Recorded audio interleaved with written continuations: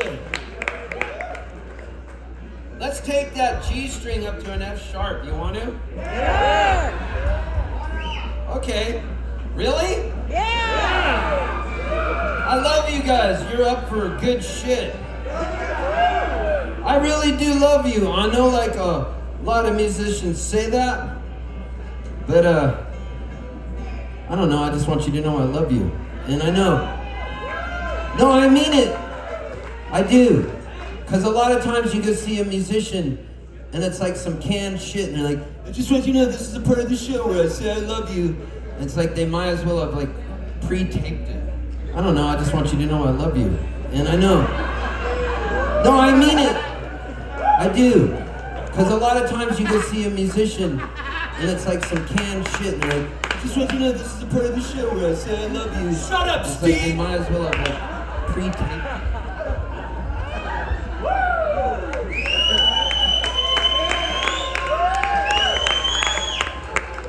Oh my God. Hey, you want to hear a song I just wrote? Yes! This is why I love my career. I write 8 songs a week and I've never been tied to a hit. It could be bad or good, but I would rather always create, you know? Have you guys ever heard of a guy named Anthony DeCosta? Yeah. He's one of my buddies who lives in Nashville where I live, and he came over the other day and we just wrote this song. Dudes, I am so into this song right now. It's like, you know when you feel like you're sitting on something that makes you feel so good? Wait, that sounds weird. But, you know when you feel like you have this song that you can't wait to play to people? And it's because it's a romantic song, and every once in a while I just can't help it. I write a romantic song, and one song's about something crazy and the other's romantic. This is a romantic song, and it's probably because I was with Anthony, but here goes.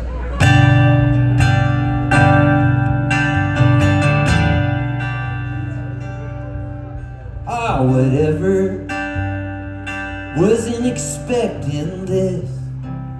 I thought it'd just be a kiss.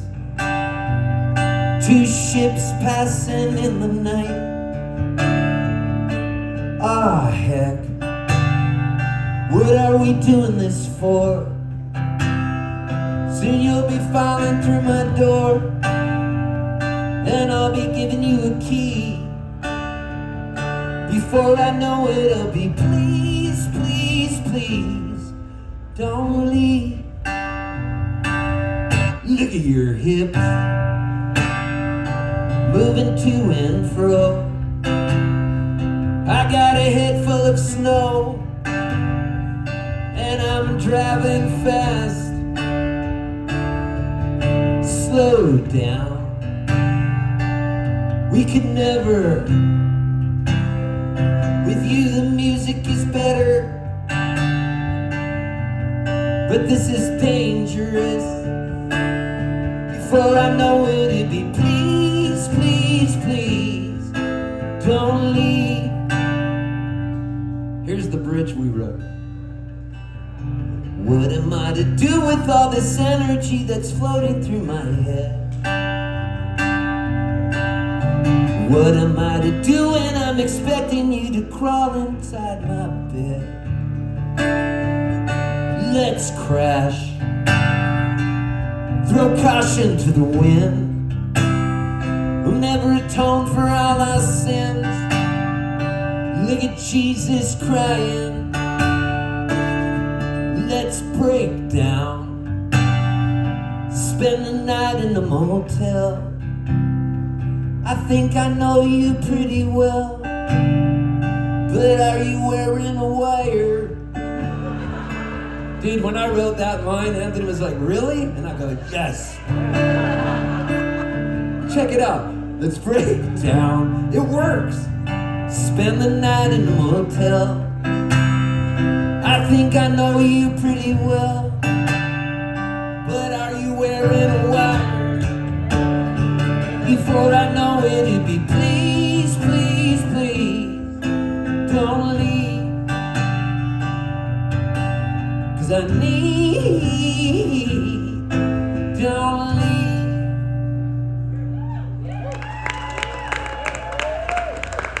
Oh, man. You guys, being able to do this for a living for you guys is great. Last week, I went over to this guy's house in Nashville, and he said, "What are you doing?" And I said, "I don't know, but I got my capo on the 2nd fret." And he goes, "Let's write one real quick." And I go, "I'm gonna play it at High Sierra on the vaudeville stage." And he goes to me, "You can memorize it that quick?" And I go, "Yeah, I wanna write a song about people loving each other." And he said, "That's a really good idea. So let's see."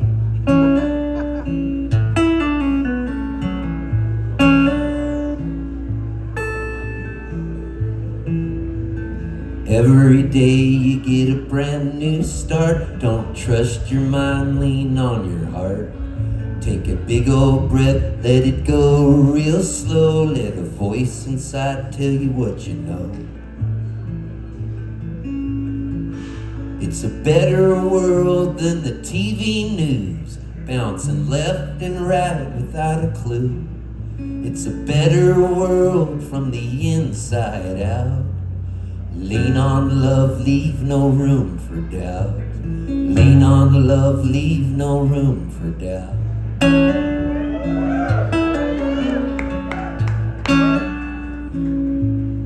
I want to dedicate this next verse to the late great Roy Carter, who has booked me here so many times. I was thinking of Roy when I wrote this verse. One of these days when we're up and gone, whoever's next is gonna carry on. They already heard what you got to say. Leave them a map to help find the way. It's a better world than you might believe, though the evidence is hard to see. It's a better world from the inside out. Lean on love, no room for doubt. Lean on love, leave no room for doubt.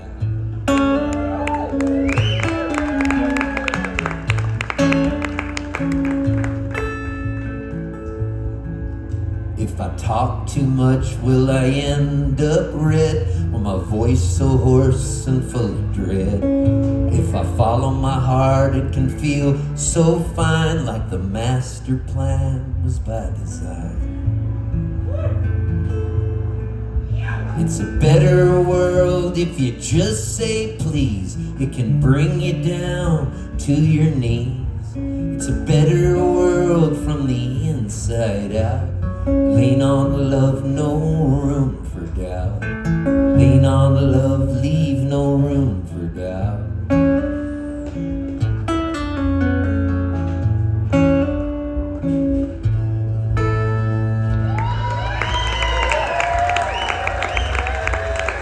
Yeah, that'll be on the next record. The guy that I wrote that with is named Gary Nicholson. He wrote 6 songs on John Prine's record, Lost Dogs and Missed Blessings with John Prine. And I was like always telling him, you know, everybody has a John Prine story, and he wanted to know my John Prine story. And I told him about how I got to drive John Prine to the Disney store and how much that meant to me, because John Prine's manager, Al Bonetta, had called me up and said, "Steve, John Prine's in town." And I said, "I know, the show's sold out." And I thought he was gonna offer me tickets, but instead he said, "Oh, that's too bad. But I was wondering if you could pick John Prine up at the Disney store and take him to get some toys for Jack and Tommy, because Tommy Prine was young back then." And I said, "What?" And I tried not to act like I was gonna freak out, you know? You know how Snoopy looks when he floats in the air? That was me. So I had just gotten out of the water surfing down at Little Point in La Jolla. And so it was just a little bit north, you know, of Windansea, that break. And I like Little Point because it's a left, and it's a reef left, and I'm goofy foot. And so it's really nice for me to just go there. And I'm not a great surfer, but I can do all right, you know, on a 9-foot board on a really smooth day. And then I got out of the water, and then I went to Rigoberto's and got 6 rolled tacos with guacamole and a bean and cheese burrito. And then that was when I got the message that I could pick up John Prine. And so I just left the burrito on the seat because I was so excited. And then I didn't tell him that the Disney store was across the street from John Prine's hotel. And back then they didn't even have MapQuest or nothing. And so I got to go pick John Prine up at his hotel. And my van, it was a total Volkswagen Surfer van, melted surf wax, broken CDs all over the place. One of which was a John Prine CD, which I should have looked for. And so when John Prine opened the door, the John Prine CD fell out on the ground with the burrito and rolled taco on it, and it was cracked. And John Prine just picked it up and wiped the beans off his thick fingers, and he goes, "I love what you've done with the place." And so that was really cool. And so he got in my van, and I was so excited that, and when you live in San Diego, you're super close to the Mexico border. It's like 25 minutes, right? And so I got on 5 South because I couldn't just drive him across the street because he goes, "Stalker alert." So I figured he wouldn't know where the Disney store was anyways, and we didn't have iPhones back then, so I was driving on 5 South, but I was so excited John Prine was in the car that I was just talking to him. "Was that a G chord you played on that one song, bro?" And then all of a sudden we look up and there was a sign and it said, Tijuana, 5 miles. And then he goes to me, "Is the Disney store in Mexico?" And then I go, "No, we're almost there though." And then I turned around and got about 5 north. And that was the craziest part. I was like, does the guy not have any sense of direction? And he looks, he knows right away, and he goes, "Weren't we just on 5 South?" And then I go, "John, we're almost there." And I led him into the Disney store, but I parked in the underground garage so he wouldn't know he was by his hotel. And the whole plan was going perfect. And then John goes, "I gotta call my wife Fiona." So he goes, "I gotta call my wife Fiona because I can never remember what toys I got my kids." And then he looks at me and he goes, "And they never forget." And it fucking chilled me. And I go, "That's why you're John Prine, because you said, 'and they never forget.'" Like he added on to it. It reminded me of what my mom told me when writing a song. Who was there, what happened, and how did it make you feel? 3 things to remember. My mom was an English teacher. God bless her. She's up wherever we go. And so John Prine, he goes, "I gotta call my wife Fiona." So he gets on the phone with her, and as he's talking to her, he freaking has to look out the goddamn front door and sees his hotel sign going, Horton Grand Hotel, like that. And that was when he took the phone and he went pale. It was like a weird look, and he went, "Isn't that my hotel?" And then I go, "They must have moved it." And I said it so seriously that even he believed it. And then he buys the toys and he goes, "Are you gonna take me back to my hotel, or should I just walk so I don't end up in Mexico?" And then I look at him and I go, "Get in the van, John." Like that. It was kind of scary the way I said it. It was like the guy's voice in Dirty Harry where he goes, or whatever that movie is, Silence of the Lambs. "It puts the lotion in the basket." It was like that sort of tone. And I go, "Get in the van, John." And he does. So I drive him across the street and I let him out, and then he goes, "Are you coming to the show tonight?" And I go, "No, it's sold out. I don't have tickets." And then he says, "Now you do." And I go, "Let me give you my name." And he goes, "I know who you are. My manager Al warned me about you."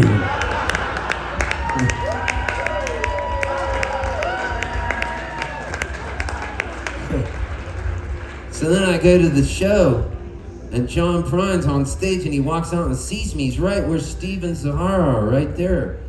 And he sees me, and he goes like this.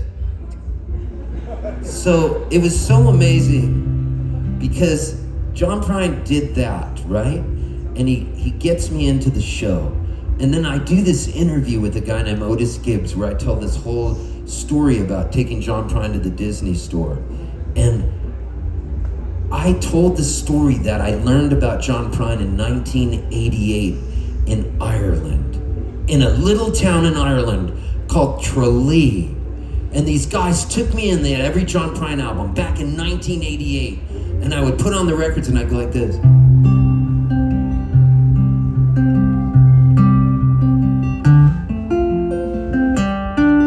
And I'd learn all the chords he was doing, but I'd have to write it down because we didn't have the internet back then. And I learned all these John Prine songs.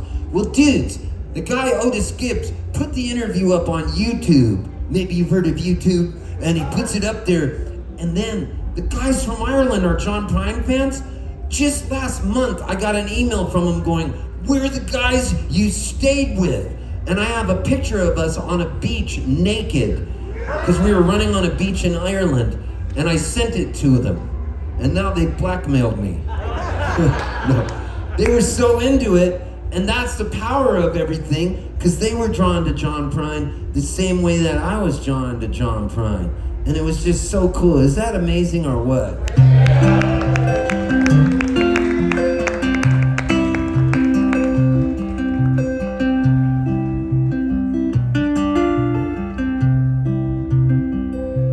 I wish you love and happiness. I guess I wish you all the best. I wish you don't do like I do and never fall in love with someone like you. 'Cause if you felt like I did, you probably walk around the block like a little kid. But kids don't know, they can only guess how hard it is to wish you happiness. They say that love is like a Christmas card.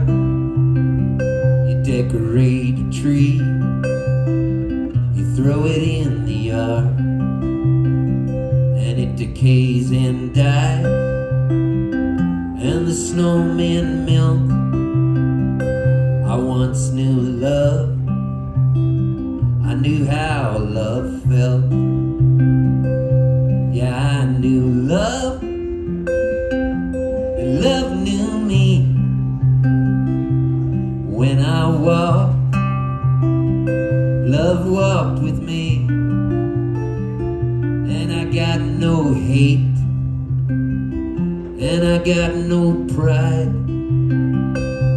Hey, I got so much love that I cannot hide. You say you drive a Chevy, say you drive a Ford, you say you drive around the town till you just get bored. Then you change your mind for something else to do, and your heart gets bored with your mind and it changes you. Well, it's a doggone shame, it's an awful mess.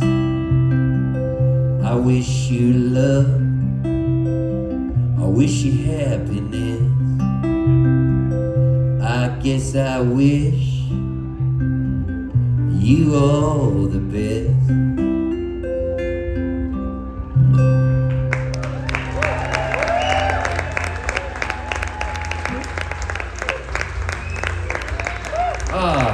Hey, do you guys know who Vince is from Leftover Salmon?